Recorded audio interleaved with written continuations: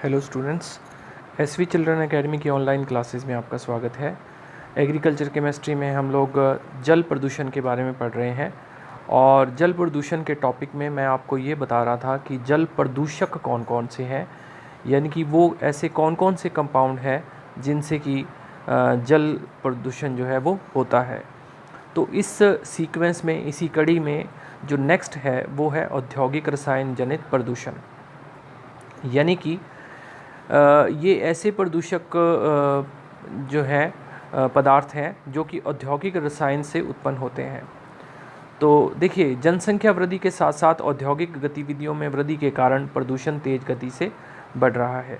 प्रदूषण का प्रभाव औद्योगिक क्षेत्र में नहीं बल्कि एंटार्कटिक, आर्कटिक, सुदूर स्थित प्रकृति संरक्षित क्षेत्रों सहित समस्त भूमंडल पर देखा गया है।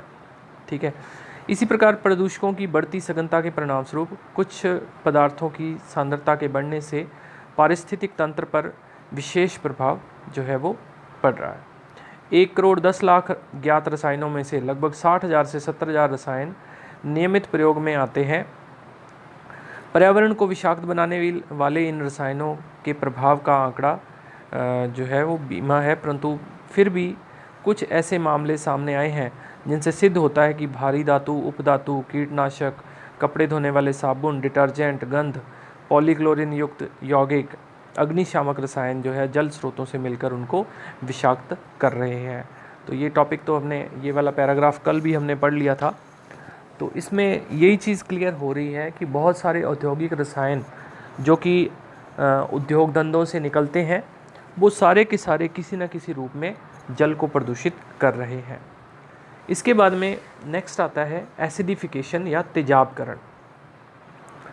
तो देखिए, तेजाबीकरण को जीवमंडल में एक या अधिक क्षेत्रों में अधिक तेजाब युक्त होने वाले परिवर्तन या उसके प्रतिबिंबों की प्रक्रिया के रूप में पहचाना जा सकता है, जो इस प्रकार के परिवर्तन प्रस्तुत करते हैं। तेजाब की बढ़ती हुई सांद्रता को वर्षा, तापजल या तालजल, बर्फ़, झीलों, नदियों, भूजल एवं मृदा में आसानी से देखा जा सकता है।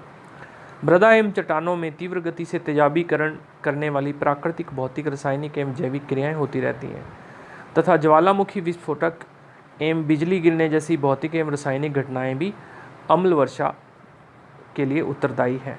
तो अम्लीय वर्षा जो है, आपने नाम सुना होगा। देखिए, अम्लीय वर्षा जो है ये एक बहुत ही इम्पॉर्टेंट पॉइंट है पोल्यूशन की दृष्टि से। इस पर बार बार क्वेश्चन पूछा जाता है कि अम्लीय वर्षा क्या होती है। तो देखिए, वातावरण के अंदर उपस्थित जो CO2 है, इसके अलावा नाइट्रोजन के ऑक्साइड है यानी कि NO2, NO3 ये वाले, और इसके अलावा सल्फ़र के जो ऑक्साइड हैं, ये सारे के सारे जो ऑक्साइड है ना, जल की नमी के साथ जल के साथ क्रिया करते हैं, वातावरण की नमी के साथ क्रिया करके, और CO2 जो है वो जल के साथ क्रिया करके कार्बोनिक एसिड बना लेती है। इसके अलावा NO2 जो है वो जल के साथ क्रिया करके HNO3 यानी कि नाइट्रिक एसिड बनाती है, और सल्फ़र जो है SO2 जो है वो जल के साथ क्रिया करके H2SO4 बनाती है। ठीक है। तो इस प्रकार से जैसे जैसे ये जो है पदार्थ जल के साथ क्रिया करके और अम्ल बनाते हैं, उसी प्रकार क्या होता है कि इन पदार्थों से फिर आगे जाके वो जल जो है वो अम्लीय होता जाता है। जल के अम्लीय होने से जो वर्षा होती है वो अम्लीय वर्षा कहलाती है, और ये जल जहाँ जहाँ पर भी गिरता है, जहाँ जहाँ पर भी ये वर्षा के रूप में गिरता है, वहाँ वहाँ पर ये अपना अम्लीय प्रभाव या अपना हानिकारक प्रभाव दर्शाता है। इसके अलावा दलदल, उष्णकटिबंधीय क्षेत्रों से तेजाबी गैस उत्पन्न करने वाले औद्योगिक बहिस्राव, जंगलों का कटना, खाद एवं उर्वरकों का अनियंत्रित उपयोग एवं उनकी जैव मात्रा क्षेत्र विशेष में तेजाबीकरण के लिए जिम्मेदार है। वातावरण में वायु प्रदूषण से बनने वाले रासायनिक यौगिक जैसे नाइट्रोजन ऑक्साइड, नाइट्रिक अम्ल एवं अमोनिया लवण भी तेजाबकारी प्रभाव रखते हैं। ये प्रदूषक यौगिक जल की किसी भी विशिष्ट अवस्था, जैसे तालजल का मतलब होता है जो मतलब झीलों के अंदर या तालाबों के अंदर जो जल होता है वो वाला, एवं ओस कणों के रूप में गिरकर तेजाब के रूप में इकट्ठे होते रहते हैं। वर्षा से तेजाब कण पादपों, पशुओं या मनुष्य निर्मित ढांचों के तुरंत संपर्क में आते हैं तो प्रत्यक्ष प्रभाव उत्पन्न करते हैं। जब तेजाब मृदा एवं जलीय वातावरण में रासायनिक परिवर्तन उत्पन्न होते हैं तो इनसे क्या होता है, जो प्रदूषण है वो अपने आप क्या होता है, बढ़ता जाता है। फिर इसके बाद में आता है तेलीय जल प्रदूषण। तो तेलीय जल प्रदूषण जो है इसमें आपको ध्यान रखना है, जैसा कि नाम से ही पता चल रहा है कि ऑयली वाटर पोल्यूशन है ये। ऑयली वाटर पोल्यूशन में क्या होता है कि जल के अंदर तेल के रिसाव से कमोबेश तेल प्रदूषण, तेल भंडारण, रिसाव, जीवाश्म ईंधन के उपयोग, ग्रीन हाउस गैसों में वृद्धि तथा तेल टैंकरों से रिसाव आदि से होता है, जिसे तेलीय प्रदूषक या भूमंडलीय जलवायु में परिवर्तन उत्पन्न करते हैं। इसके अलावा जलयानों एवं तेल पाइप वाहनों से रिस कर निकलने वाला तेल तथा तलघरों में बनाए गए तेल भंडारों से तेलीय हाइड्रोकार्बन विभिन्न माध्यमों द्वारा ताजे पानी में मिलकर उसे प्रदूषित करते रहते हैं। तेलीय प्रदूषण में मछलियाँ एवं अन्य जलीय जीवों पर घातक प्रभाव देखे गए हैं। ठीक है। फिर उसके बाद में आता है खनन से जल प्रदूषण, पोल्यूशन बाय माइनिंग। तो खनन क्रिया के दौरान उत्पन्न धूलकण नदियों, झीलों, जलाशयों एवं कुओं के जल को प्रदूषित करते रहते हैं। सबसे अधिक जल प्रदूषण कोयला खनन से होता है।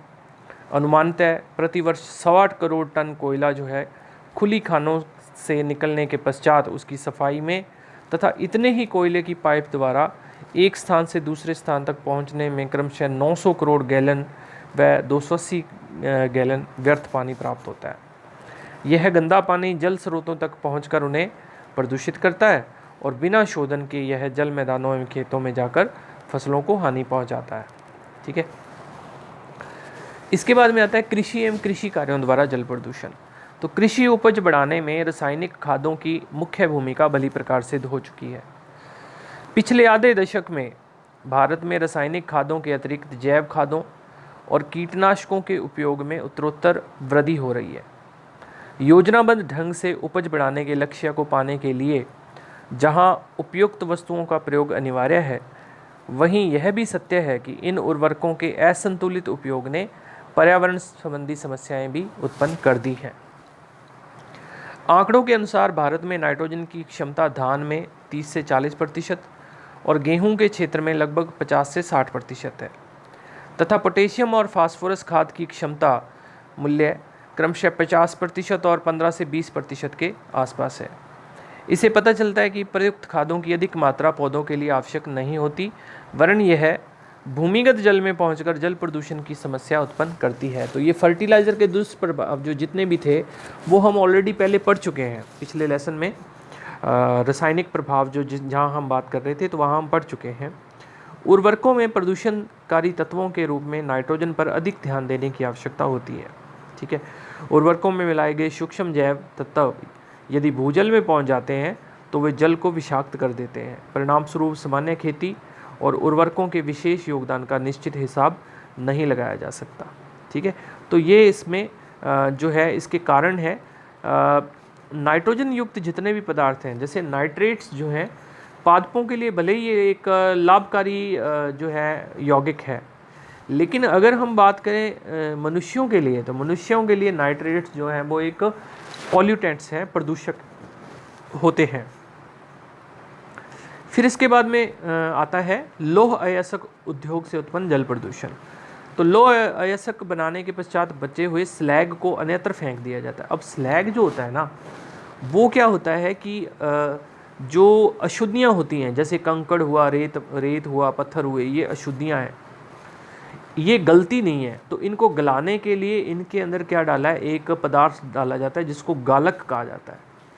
तो गालक और अशुद्धियाँ मिलकर स्लैग बना लेती हैं और वो जो स्लैग है ना, उसी को फिर क्या होता है, अन्यत्र फेंक दिया जाता है और वो वर्षा जल में घुलकर शुद्ध जल को प्रदूषित करता रहता है।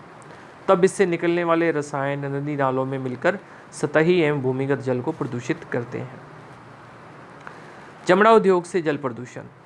तो चमड़ा उद्योग जो है इसमें सतही और भूमिगत दोनों प्रकार के जो है चमड़ा उद्योग से निकलने वाले जो है उससे जल प्रदूषित होता है। सतही जल जो है वो भी प्रदूषित होगा और भूमिगत यानी कि भूमि के अंदर जो है वो जल भी प्रदूषित होता है।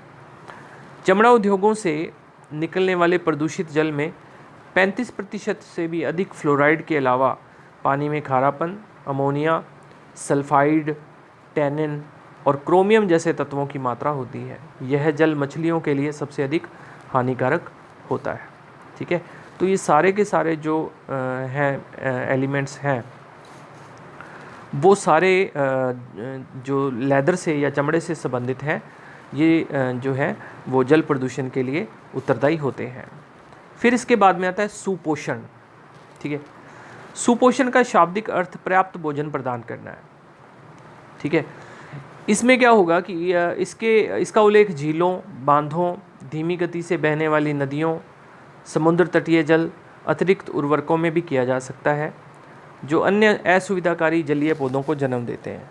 इसके कारण पानी की गुणवत्ता में कमी के कारण खाद और गंध जैसी समस्याएं, ऑक्सीजन और पारदर्शिता में कमी, मछलियों की संभावित मृत्यु, जल प्रवाह में रुकावट, पशुओं एवं मनुष्य पर विषाक्त प्रभाव जैसी समस्याएं उत्पन्न होती हैं तथा झीलों, बांधों, सरोवरों एवं समुद्र तटीय पानी में पाए जाने वाले सुपोषणकारी तत्व नहाने पर चर्म रोग उत्पन्न करते हैं। तो देखिए, इसके अंदर आपको ये याद रखना है कि जैसे ही पानी के अंदर जैसे जैसे पोल्यूशन बढ़ता जाता है ना, वैसे वैसे जल में रहने वाले जो जीव हैं उनके लिए ऑक्सीजन की कमी होती रहती है। जैसे जैसे ऑक्सीजन की कमी होती जाएगी वैसे वैसे क्या होगा कि जल के अंदर जैविक ऑक्सीजन मांग जो है वो बढ़ती जाएगी, जिसको कि हम इंग्लिश में बायोलॉजिकल ऑक्सीजन डिमांड कहते हैं। तो बायोलॉजिकल ऑक्सीजन डिमांड जैसे जैसे बढ़ेगी वैसे वैसे पोल्यूशन बढ़ेगा। मतलब अगर किसी भी जलीय स्रोत की बायोलॉजिकल ऑक्सीजन डिमांड ज़्यादा होती है ना, तो ऐसा माना जाता है कि वो जो है वो जल प्रदूषित कैटेगरी के अंदर माना जाएगा। ठीक है, तो इसलिए आपने ये ध्यान रखना है कि सुपोषण का अर्थ जो है पर्याप्त भोजन प्रदान करना, लेकिन पर्याप्त भोजन अगर जलीय जीवों को जो है उपलब्ध नहीं हो पाता तो उस जल की बायोलॉजिकल ऑक्सीजन डिमांड बढ़ जाती है, जिसकी वजह से क्या हो जाता है कि जल जो है वो प्रदूषित कैटेगरी में आ जाता है। ठीक है, तो ये आपने इसका ध्यान रखना है। तो जल के अंदर और भी बहुत सारे प्रदूषक हैं जिनके बारे में हम नेक्स्ट वीडियो के अंदर बात करेंगे। Thank you.